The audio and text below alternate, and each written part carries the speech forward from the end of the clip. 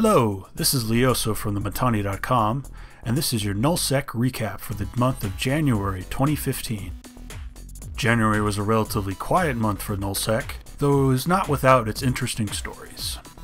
Fighting and catch between the Hero Coalition and Pandemic Legion culminated as PL attempted to capture the system of HeadTech GP for the upteenth time. Historically, the system has been a major point of conflict whenever Ketch is being invaded, given the system's location on the border of HiSec. This time around, PL brought Tempest fleet issues to the ensuing fight, while Hero brought a fleet comprised of Eagles and Tengus. Hero managed to retain the system, though I imagine if PL really wanted to take Head, they could, given their substantial capital fleet. As with the previous fights in the preceding months, this capture attempt was to generate a fight. Moving our focus uncharacteristically to HiSec. Noted EVE blogger and professional crazy person, Gevlin Goblin issued an ultimatum to the CFC, who he has been crusading against for the better part of a year now. Among these demands were that the CFC would cease to perform recruitment scams, cease to declare wars in HiSec, and to end the mutual defense agreement between themselves and the HiSec Alliance Red vs. Blue when it comes to HiSec player-owned customs offices, or POCOs. The ultimatum, as to be expected, was refused by the CFC. Despite his much-touted, quote, victories against the CFC, it turned out that not all was friendly between Gelvin and his HiSec mercenaries that he had hired to carry out his crusade. Late in the month, a mail between Gevlin and Marmite Collective CEO Tora Bushido surfaced, revealing that the mercenary group had parted ways with Gevlin.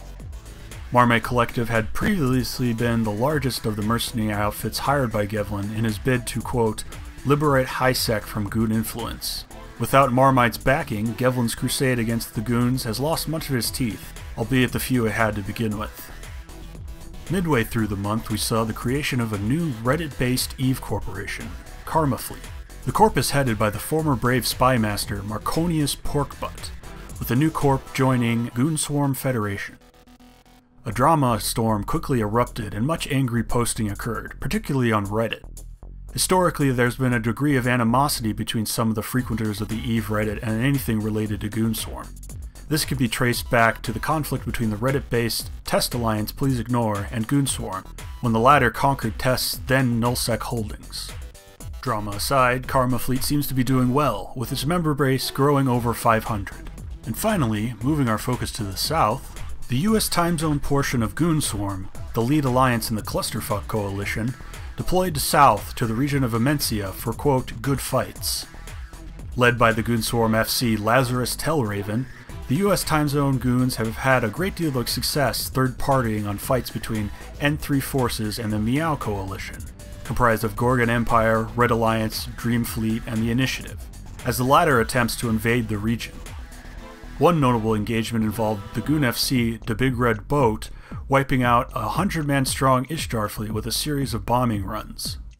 By the end of the month, the Goons, with the help of the Meow Coalition and Stainwagon, captured the station system of RTAC-ZUOL. The system was originally going to be given to the Initiative, but the undisciplined pilot from Fidelis Constans, a member alliance of the CFC, got the final blow of the station, and due to sovereignty mechanics, FCON took control of the system. This has been your Nullsec Recap. If you enjoyed what you saw, be sure to subscribe and tune in for more from thematani.com.